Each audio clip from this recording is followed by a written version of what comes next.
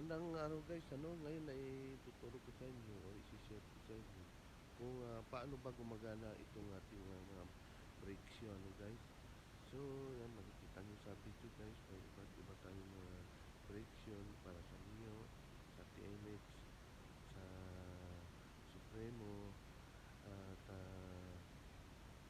yun nga guys, iba't ibang brand or model ng motor. Pero pare-parehas lang yan ng kanilang function, guys. Ang pa pabagalin or pahintuin ang ating mga sasakyan o motor, guys.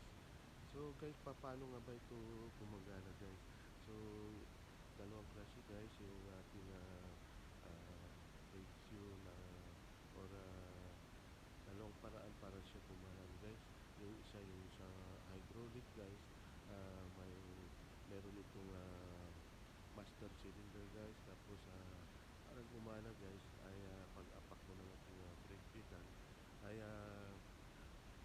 magkakaroon siya ng pressure yung ating fluid line or yung ating cover tubing or kung ano pa man metal na conduit na, guys, ang laman nun ay hydraulic fluid.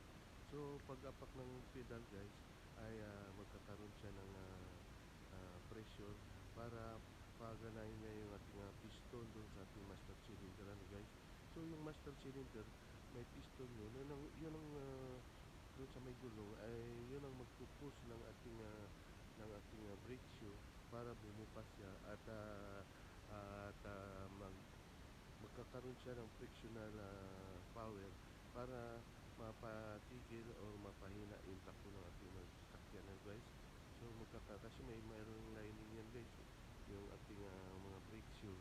Kaya yung lining niya, guys, bali yan ang magpupus ng friction para magkaroon siya ng or mapahinto niya o mapabagal ang takbo ng ating mga motor, guys.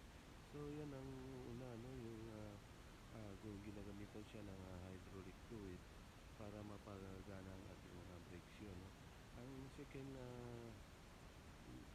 naman, guys, na paraan para gumana ang ating brake shoe ay ginagamit siya ng mga mechanical linkage, guys. Kung bali may cable siya, nakakabit naman sa ating foot brake, guys, magkakaroon siya ng linkage na pag press mo ng ating brake pedal ay magkakaroon ng paggalaw yung ating brake shoe sa loob ng ating brake or dito sa kanyang haba, guys. Didikit yung ating brake shoe, magkakaroon siya ng friction para huminto or bumagal yung takbo ng ating motor, guys.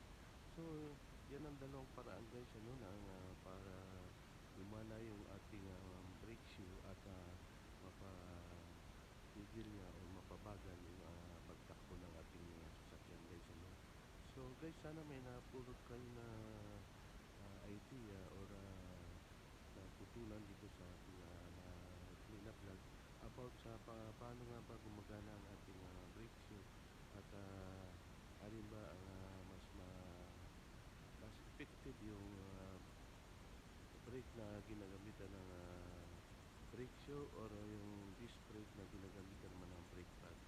So guys, for sa base sa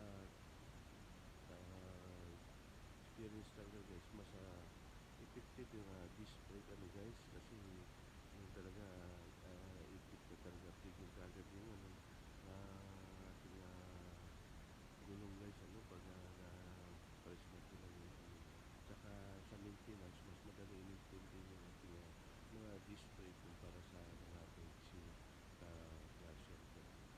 So guys, hanggang